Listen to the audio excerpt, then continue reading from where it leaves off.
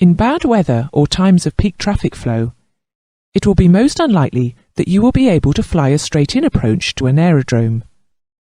Aeroplane holding procedures have been created and may be likened to temporary parking areas for aeroplanes. Obviously, aeroplanes can't stop, but they can remain in the vicinity of a radio navigation facility for as long as is required.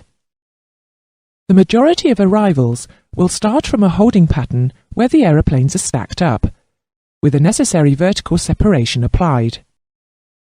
As the bottom aeroplane departs the hold to start its approach, then the stack is shuttled down to a lower level, one at a time, to eventually start their approach.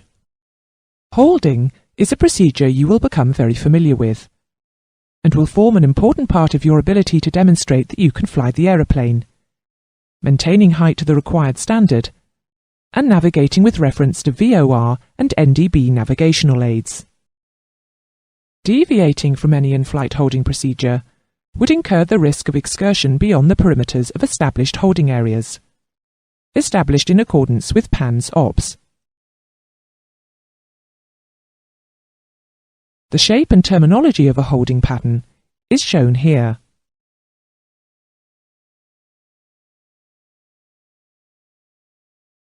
In flying the holding pattern, all turns are to be made at an angle of 25 degrees or at a rate of 3 degrees per second, a rate 1 turn, whichever requires the lesser bank. All the procedures depict tracks that pilots will be able to maintain, making allowances for known wind by applying corrections both to heading and timings. If for any reason a pilot is unable to conform to the procedures for normal conditions, air traffic control should be informed as soon as possible. Holding patterns are to be flown at the speeds illustrated in this table.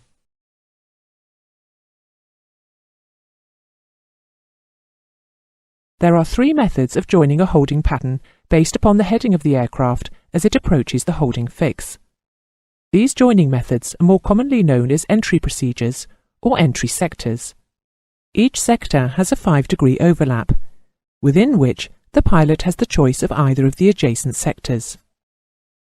The first entry procedure to examine is the parallel entry. The parallel entry procedure is used by aircraft approaching the holding fix from a specific sector.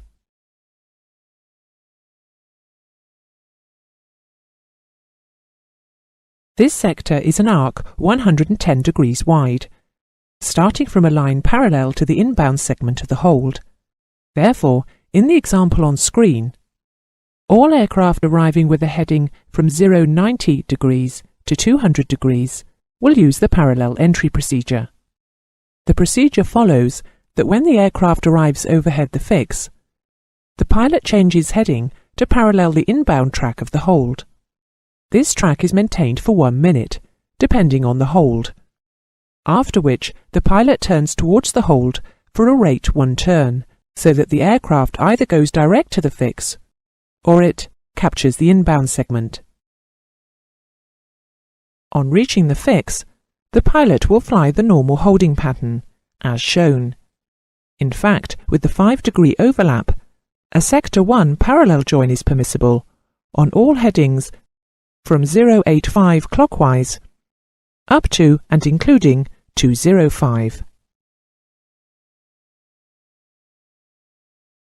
The second entry procedure to examine is the offset entry.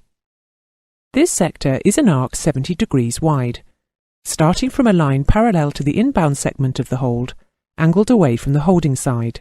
Therefore, in the example on screen, all aircraft arriving with a heading from 090 degrees to 020 degrees will use the offset entry procedure. Upon reaching the fix, the aircraft is turned onto a heading which is 30 degrees divergent from the inbound track. This is maintained for approximately 1 minute, after which the pilot will turn to capture the hold track and return to the fix. On reaching the fix, the pilot will fly the normal holding pattern, as shown. Again, because of overlap, the Sector 2 offset join is permissible for magnetic headings of 015 clockwise through 095.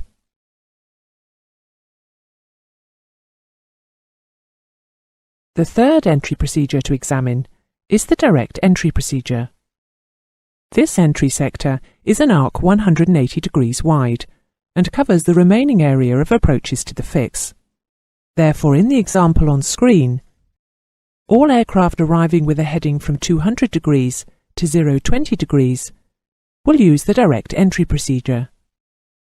Upon reaching the fix, the pilot turns the aircraft to follow the normal holding pattern, rolling wings level on the outbound track of the hold.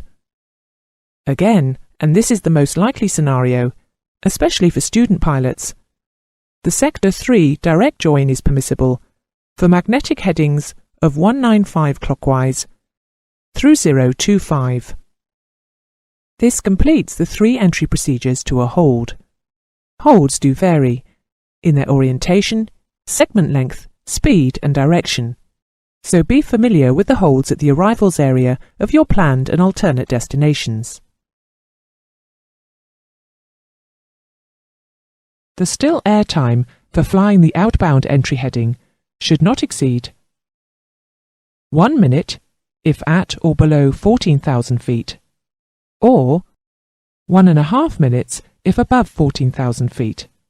Where DME is available, the length of the outbound leg may be specified in terms of distance instead of time.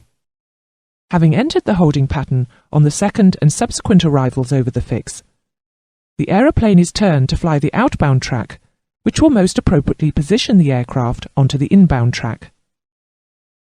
Pilots must compensate for wind during this manoeuvre. So having been instructed to hold at a certain fix, on the second time around the hold, the pilot will report that he is holding at the specified height at the holding fix. When cleared to descend in the hold, the aeroplane should descend as soon as possible. There is no need to wait until over the fix. This process of descending is known as shuttling. Air traffic control will specify a time of departure from the holding pattern, and pilots should adjust their flight pattern within the limits of the established holding procedure in order to leave the holding point at the specified time.